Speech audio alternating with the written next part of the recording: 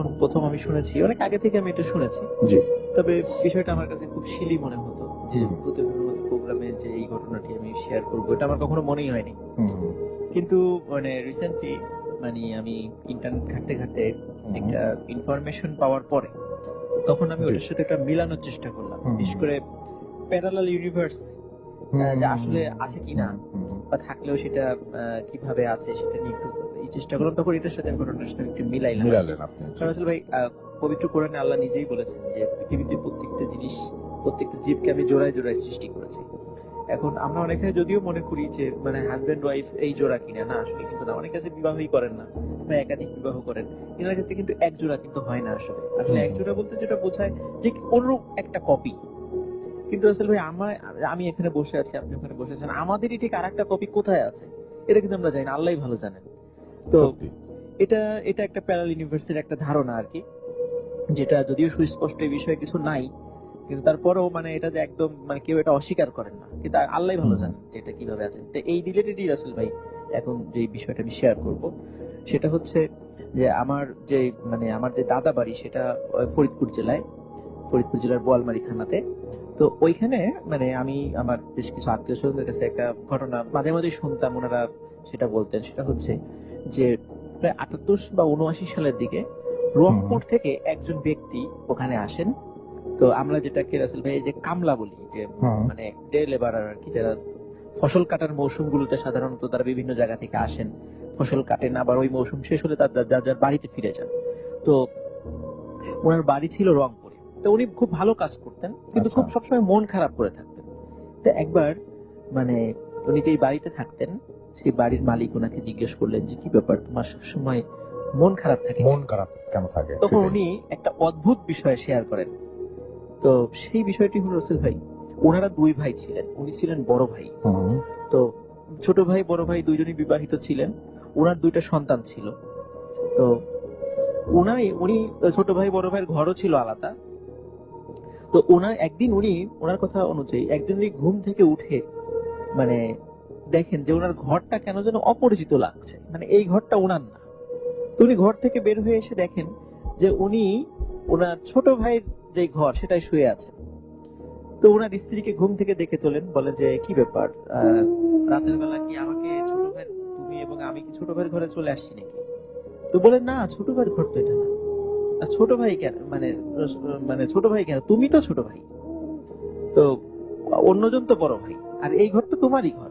তো উনি খুব অবাক হন যে কি বলে, আমি আমি বড়, আমি নাকি ছোট, এবং এই ঘর নাকি আমার, এতদিন ধরে আমি এই ঘরে বসবাস করছি, এই ঘরটা নাকি আমার।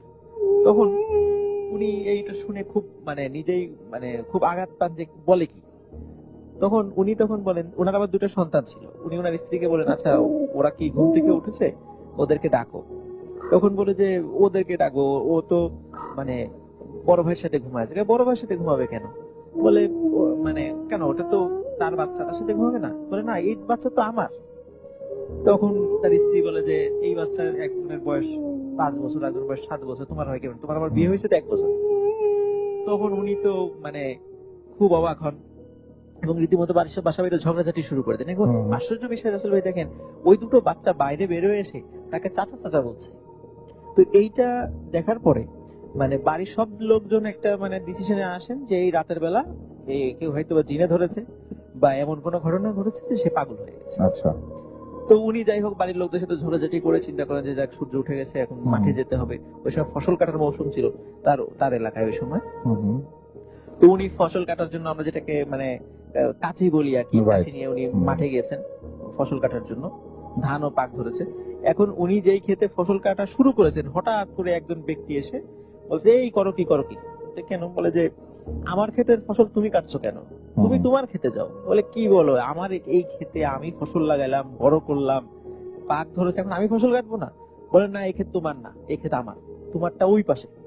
এখন এইটা বলার পরে উনি তো রীতিমতো তার সাথে ঝগড়া জুড়ে দেন। তখন এক পর্যায়ে হাতাহাতি মারামারিও হয়। তখন তারা ওই এলাকার স্থানীয় চেয়ারম্যানের কাছে যায় নালিশ করেন। চেয়ারম্যান সবাইকে মানে ডাকে, উভয় পক্ষকে। তখন সব কথা শুনে তখন চেয়ারম্যান বলে যে তোর সব তো ঠিকই আছে, ওই জমি তো তোমার নয়, তোমার জমি তো অন্যটা, এটা তো সবাই জানে। তো বলে যে তুমি তোমার দলিলটা নিয়ে আসো। তখন বলে যে হ্যাঁ আমার দলিলেও আমার নামই আছে, এই জমিটা আমার। সত্যি রাসেল ভাই দলিলটা আনার পরে, উনি যদিও ক্লাস 6 পর্যন্ত পড়েছিলেন, দেখে যে আসলে দলিলে কিন্তু ওই জমিটা ওনার নয়। আচ্ছা, ওইটা কিন্তু ওই যে ওই কৃষকটা যে জমিটা দেখিয়ে দিয়েছে সেটাই তার। এটাতে উনি আরো অবাক হন এবং চেয়ারম্যান থেকে শুরু করে সবাই এই সিদ্ধান্ত উপনীত হয় যে তার মস্তিষ্ক বিকৃত হয়ে গেছে, সে রীতিমতো একজন বদ্ধ পাগল, তাকে অবশ্যই এখন মানে পাগলাগারদে পাঠাতে হবে। আচ্ছা, তখন তাকে পাবনা মেন্টাল হসপিটালে পাঠিয়ে দেওয়া হয় জোর করে। সেখানে পাঠিয়ে দেওয়া, সে বলে আমি পাগল না, কিন্তু তার যে আচরণ ছিল, এই অদ্ভুত টাইপের আচরণ, এত কিছু পরিবর্তিত হয়ে যাওয়া, আসলে এটা তো আমরাও তো বলবো যে আসলে তার মাথা খারাপ হয়ে গেছে, এরকম যদি আমাদের সামনে এরকম ঘটনা ঘটতো। তো পাবনায় যখন তাকে রেখে আসা হয় রাসেল ভাই, কিছুদিন যাওয়ার পর তার পরীক্ষা নিরীক্ষা বা আচার আচরণ কথাবার্তা সবকিছু শুনে মানে ওখানকার যে ডাক্তাররা ছিলেন তারা নিশ্চিত হন যে উনি মানে সম্পূর্ণভাবে একজন সুস্থ ব্যক্তি। এবং ওই মানে হসপিটালের তরফ থেকে তার ফ্যামিলিকে চিঠিও লেখা হয়, সময় তো মোবাইল এরকম ছিল না, চিঠি লেখা হয় যে আপনার এই রোগী সুস্থ, সম্পূর্ণ সুস্থ, তাকে এসে আপনারা নিয়ে যান। কিন্তু রাসেল ভাই অনেকবার চিঠি লেখার পরেও মানে বাড়ি থেকে না কেউ আর আসেনি। তখন যেহেতু একজন সুস্থ লোককে কতদিন আটকে রাখা যায়, সেটাই। তখন ডাক্তার সাহেবরা বলেন আপনি যেহেতু সুস্থ, আপনি তো নিজেই পথ চিনে বাড়ি যেতে পারবেন, তা আমরা আর আপনাকে আর রাখতে চাচ্ছি না, আপনি চলে যান। তখন ওনাকে ছেড়ে দেওয়া হয়। কিন্তু উনি আসলে পরিবারের সদস্যদের এই আচরণে এতটা মনে কষ্ট পেয়েছিলেন, উনি আর বাড়িতে ফিরে যান নাই। আচ্ছা, উনি এই ফরিদপুর অঞ্চলে চলে আসেন, সেখানে এসে এই কামলার কাজ শুরু করেন, ডে লেবারার যে কামলা আর কি, এটা শুরু করেন। তো রাসেল ভাই উনি ওনার কাজে কর্মে কিন্তু কোনো ছিল না, একদম স্বাভাবিক, সবার সাথে খুব ভালো সম্পর্ক ছিল, হ্যাঁ সবকিছু ঠিকঠাক ছিল, সবার খুব প্রিয় পাত্র, এবং মানে কাজে ফাঁকি দেয় না এই হিসাবে তার একটা যথেষ্ট সুনাম ছিল আর কি। তার নাম ছিল হলো মানে এলাকায় তার ময়না নামে চিনতো আর কি। হ্যাঁ ময়না নামে চিনতো, তার নাম ডাক নাম ছিল ময়না, তো এই নামে তাকে চিনতো। তো রাসেল ভাই একদিন মানে স্থানীয় ওনার সাথে সাথে যাদের মানে যাদের সাথে উনি কাজ করতেন, আরো যারা মানে কামলা যারা ছিল, একদিন ফসল মানে কাটছিলেন উনি, কাটতে কাটতে মানে সবার সাথে গল্প করছে, কথা বলছে, কথা বলতে বলতে হঠাৎ মানে তার আশেপাশে যারা ছিলেন তারা ফিল করলেন যে এতক্ষণ এই ময়না আমাদের মধ্যে ছিল, এখন আর সে নাই। আচ্ছা, কোথাও নাই, কোথায় গেল, কি হলো, তার কোনো হদিসই আর পাওয়া গেল না, মুহূর্তের মধ্যে সে নাই। মানে এরপর থেকে রাসেল ভাই ওই ময়নার নাম কোনো হদিস পাওয়া যায়নি। তো সবাই বলে যে জিনে তাকে নিয়ে গেছে, এটা ওই স্থানীয় ভাবে সেটা প্রচলিত যে মাঠের ভিতর থেকে জিন তাকে মানে উধাও করে নিয়ে গেছে বা তাদের দেশে নিয়ে গেছে, আর কোনোদিন ফিরে আসেনি। তো রাসেল ভাই সে যে ঘটনাগুলো বলেছিল, পরবর্তীতে ওই স্থানীয় একজন লোক তার দেয়া ঠিকানা অনুযায়ী যে তাদেরকে বলেছিল তার গ্রামের বাড়ি কোথায়, দেশের বাড়ি কোথায়, সব তো একজন গিয়েছিল, যে উনি যে কথাগুলো বলেছিল সবগুলোর কিন্তু সত্যতা পেয়েছিল তারা, যে হ্যাঁ আসলে সত্যি সত্যি তার বাড়িতে এই ঘটনা ঘটেছিল। হ্যাঁ তাকে পাবনা হসপিটালে পাঠানো হয়েছিল, ফ্যামিলির লোকজন তাকে আনতে যায় নাই, তারপর সে এখানে চলে আসছে। এই যে রাসেল ভাই তার সাথে এই ঘটনাটা ঘটে যাওয়া, হঠাৎ করে তার উধাও হয়ে যাওয়া, এই বিষয়টা আসলে স্বাভাবিকভাবে দেখলে আমরা একটা জিনের কাজটা এরকম মনে করতে পারি যে একটা মানসিক একটা সমস্যা হতেই পারে। রাসেল ভাই 2008 সালে একজন স্প্যানিশ মহিলার সাথে একটা ঘটনা ঘটেছিল স্পেনে, যে উনি হঠাৎ সকালবেলা ঘুম থেকে উঠে দেখেন যে উনি যে চাদরটা গায়ে শুয়ে আছেন, যে রাত্রে যে চাদরটা পরে শুয়েছিলেন, সকালে উঠে দেখেন না সেটা অন্য চাদর। তো উনি মনে করেন হয়তো বা হতেই পারে, সে ভুলে গেছে। তারপর আসলে সে যখন অফিসে যায়, 20 বছর ধরে সে একটা অফিসে চাকরি করছিলেন, অফিসে গিয়ে দেখে সেই যে রুমে বসতেন, সেই রুমের বাইরে একটা অন্য ব্যক্তির নেম প্লেট লাগানো আছে। উনি মনে করছেন হয়তো বা সহকর্মীরা তাকে সারপ্রাইজ দেওয়ার জন্য কাজটা করতে পারে, তার হয়তো বা প্রমোশন হয়েছে। কিন্তু তিনি অফিসে যাওয়ার পর দেখে একজন সহকর্মী তাকে চেনে না, এবং সে জানতে পারে মানে তার অফিসের বিভিন্ন এমপ্লয়ীদের যে লিস্ট ঘেটে জানতে পারে সে ওই অফিসেরই একটা অন্য একটা ব্রাঞ্চে দীর্ঘদিন ধরে কাজ করছে, অথচ ওই ব্রাঞ্চে উনি কখনো যায়নি।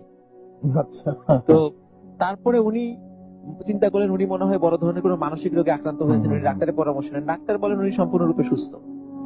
তো উনি যখন আবার বাড়িতে যান, বাড়িতে যাওয়ার পরে তার ফ্যামিলির লোকজনের সাথে কথা বলা, কিছু কিছু বিষয় যখন উনি বলা শুরু করেন, তখন ফ্যামিলির লোকজন বলে যে এই ধরনের ঘটনা তো আমাদের এখানে কখনো ঘটেই নেই, ফ্যামিলি তুমি এগুলা কোত্থেকে অবতারণা করো। ফ্যামিলির লোকজন মনে করে যে মানে তার মনে হয় মাথায় সমস্যা হয়ে গেছে। তারপর রাসেল ভাই ওনার যেই মানে বয়ফ্রেন্ড ছিল তাকে একটা মানে তাকে ফোন করেন, কিন্তু দেখা যায় রাসেল ভাই উনি প্রায় 7 বছর ধরে তার সাথে এই ফোন নাম্বারে কথা বলছেন, কিন্তু উনি যখন ফোন করার পরে দেখা যায় যে এমন একজন মানে একজন সম্পূর্ণ অপরিচিত ব্যক্তি ধরেছে এবং বলছে যে আমি তো এই ফোন প্রায় 12-13 বছর ধরে একই নাম্বার ব্যবহার করি, এবং সম্পূর্ণ অপরিচিত ব্যক্তি।